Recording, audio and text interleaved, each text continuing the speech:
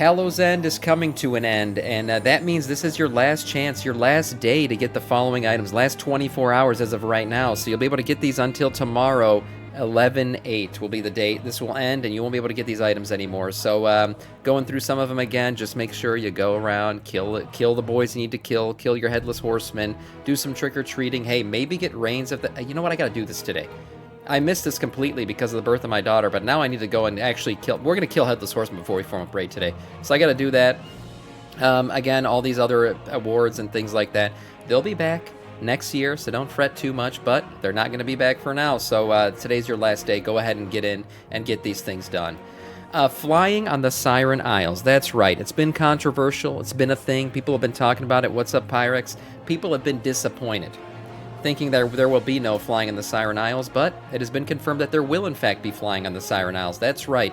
You're just going to have to do a little bit of questing, first of all, and the weather is going to have to be fair for you to be able to fly. I'll tell you a little bit about what I mean by that. So the first things first, you're going to be doing the quest to get the Circe's circlet, or whatever it's called. That's the ring that you're going to be using and upgrading throughout this whole Siren Isles patch, right? But the last part of the quest is called Circe Would Be So Proud.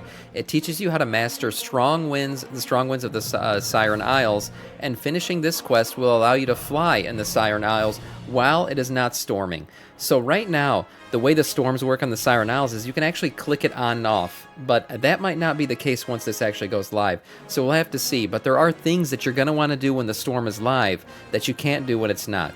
So as long as the storm is turned off by you, or it's turned off by the servers, however that's going to work, you will be able to fly. So people were pissed off. They were saying, oh, how are we not going to fly in the Siren Isles? Oh, people bitching about flying. Honestly, the whole isle is very small. So flying to me wasn't going to be necessary, but if you do want to fly, you will be able to, as long as the storms are not active.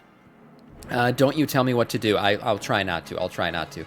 Moving on to some interesting transmog. There is a lot of transmog coming out with this whole patch. Tons of it. We're going to get into it right now. And mounts as well. We'll talk about here in a second. But first things first, we got some different Vrykul sets. That's right. And I've been talking about this for a little while now. The Vrykul becoming relevant again is very interesting. Maybe playable one day. Who knows? A man can dream.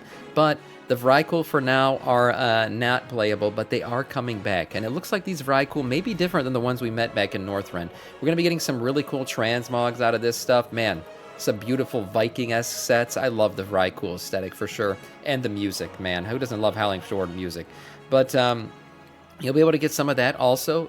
Well-themed with this whole patch is some transmog for goblins. That's right. Get your goblins transmogs on. So different goblin-themed tattered stuff, all this stuff, whatever you want. And then different pirate sets. Yes, with the return of, we're going to have the whole Plunderstorm event coming back, but there's also pirate-themed stuff happening in the game. And we're going to be getting some of those. So some cool transmogs here. Look at this with the octopus boys on the little sleeves there. That's some pretty cool details. Different things that you can do to dress as your favorite Sea Baron pirate. Some other things coming are these unused earthen assets. So we saw these back when the War Within came out. There was going to be some really cool looking citizen-esque earthen transmogs, right? Like some of the stuff that you would see the earthen just wearing around the cities, but they were highly detailed. Well, it looks like these transmogs are in fact coming with 11.0.7. So you'll be able to dress as your favorite earthen citizens, whether you want to be an archivist, an artesian, whatever that may be. I think these look pretty cool. There's some nice little details, different satchels and sacks and different things. You want to wear your sacky boys all around your hips, you can do that, or just keep the sack that's between your legs. It's up to you, really.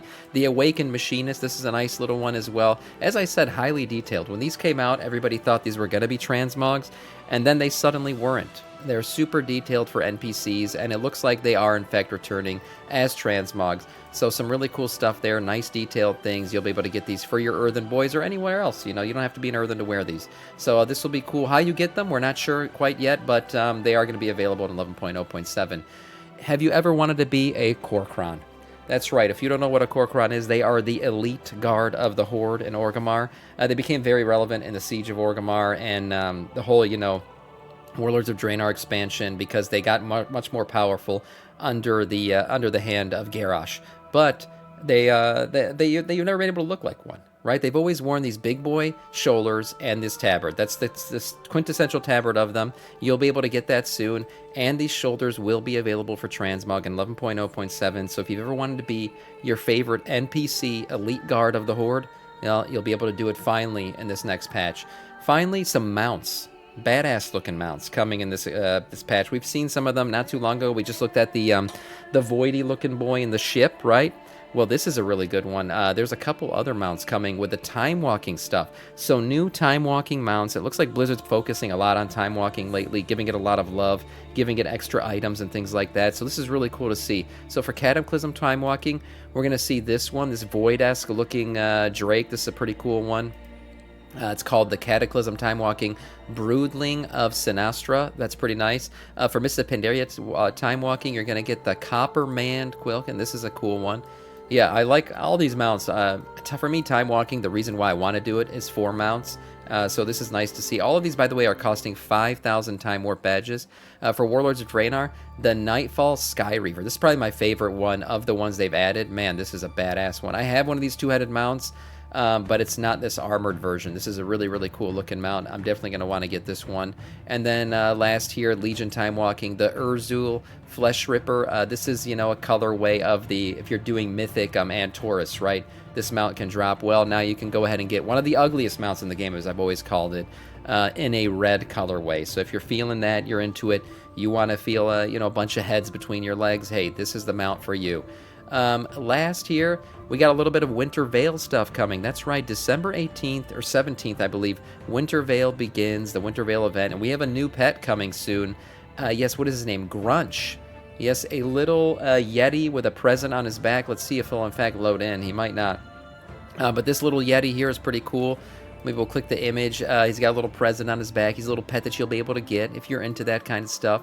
Some other new transmogs coming as well. There's always really cool transmogs to get during this event. One of my favorite in-game events, and of course they're adding more stuff to it, which is great. And now, let's talk DPS. Yesterday, I opened up the DPS charts and everyone was bitching at me about how, oh, Sam, you're looking at the old stuff. Well, here's the new stuff. Up to date. Here it is. 2-headed mounts. I bet they remind Sam of his heritage elk. Mythic Nerubar Palace DPS rankings. Here they are, week 8. Let's check them out. Overall damage, King of the Mountain, Enhancement Shaman. That's right, Shamans have been doing great. They continue to do great, and Enhancement Shaman has been the best of the best. Sitting there with a decent gap between them and Demonology and Destruction Warlock, which have also made a nice comeback here. Warlocks were in a bad spot for a while in this expansion. It looks like they're finally returning to glory. Survival Hunter, Furry Warriors doing their furry things, Ass Rogues, and Frost Mage rounding out the top boys here. Towards the bottom, we see Augmentation Evoker, can never track it properly. Fire Mage, oh man, how the glorious have fallen. Wow, Fire Mage really fallen low. Windwalker Monk, Feral, and Balanced Druid. I mean, just don't DPS if you're a Druid right now. I don't know what to say. That's pretty damn low. DKs have also fallen off. Look at Frost and Unholy where they are. They were once at the top here, so that's interesting to look at. Let's look at damage to bosses, because that's more specific to single target damage. Ass Rogue takes a little bit of a leapfrog over Enhancement Shaman here. Then we got Arms Warrior, Beastmastery, and Survival Hunters doing great. Hunters are in a great spot. Their specs are very viable. They've gotten a lot of changes with the most recent patch, and it looks like they're doing much better now. Destro Warlock, Arcane Mage, Sub-Titty Rogue, rounding out the top boys here. And then we got Ret in the middle. Down at the bottom for single target, Frost and Unholy again, just not DKs, not doing too well in DPS right now. Furry Warriors near the bottom here too. Havoc Demon Hunter, Windwalker Monk, Elemental Shaman, Balanced Druid, Feral Druid. Druids are also hurting in DPS, man. Someone's got to fix that shit. They're just not doing too great right now. I don't know what it is. The War Within has not been kind to Druids. I will say that. It's just straight up. Let's see who the biggest movers up and down were since the last changes. Wow, look at that. As I said, Warlocks, holy crap, they got a lot of love. The biggest mover up, 19 spots for Destro Warlock. Look at that stuff. My God. 19 spots for Destro Warlock. Yeah, some people below Augmentation Evoker Konesia is interesting. And then the biggest mover down, 15 spots for Marksmanship Hunter. Wow, I didn't know Marksmanship was taking a hit, so they did. 15 spots, Arms Warrior up, Demonology. So, I mean, if we look here, all in all, it looks like Warlocks made a big move up, Hunters made a big move up, and the things moving down are like Unholy Death Knight, Frost Death Knight, things for Death Knight and Druid, man. They're just hurting right now in terms of damage. So we'll see how these things balance out as they continue to move forward. 11.0.7 will bring more changes to classes, I'm sure, and we'll see how these charts look when all of that settles in.